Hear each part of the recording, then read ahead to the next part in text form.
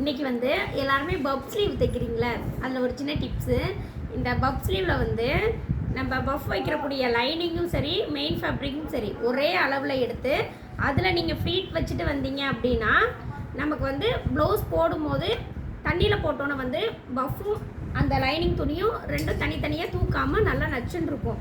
இதுவே நீங்கள் மெயின் ஃபேப்ரிக்கில் வந்து ஃப்ளீட் வச்சுட்டு அதுக்கப்புறம் அந்த கையோட வடிவத்துக்கு தகுந்த மாதிரி இந்த லைனிங்கை நீங்கள் அடித்து கட் பண்ணி அப்படியே நீங்கள் ஸ்டிச் பண்ணும்போது அந்த லைனிங் வந்து உள்ளேயே ஒட்டிட்டு மேலே வந்து இந்த மெயின் ஃபேப்ரிக் தூக்கிட்டு இருக்கும். அதனால் நீங்கள் அடிக்கும் போது இந்த மாதிரி அடிச்சுட்டு நீங்கள் வந்து பஃப் வைங்க, நல்லாயிருக்கும். இதில் வந்து இந்த மாதிரி ஃபேப்ரிக் கூட கொஞ்சம் பரவாயில்லாமல் இருக்கும். இதுவே பூனம் சரியில் வந்து கம்பல்சரி இந்த மாதிரி என்ன செய்யணும், லைனிங்கும் மெயின் ஃபேப்ரிக்கும் கரெக்டாக எடுத்து அட்டாச் பண்ணிவிட்டு நீங்கள் ஃப்ளீட் வச்சா தான் நல்லாயிருக்கும். நீங்கள் மெயின் ஃபேப்ரிக்கில் வந்து பூனம் சரியிலலாம் ஃப்ளீட் வச்சுட்டு இந்த மாதிரி லைனிங்கில் நீங்கள் அதுக்கப்புறம் அளவு அடித்து நீங்கள் திருப்பும் போது கண்டிப்பாக என்ன செய்யும், துணி தூக்கிக்கிட்டு தனியாக தொங்கும்.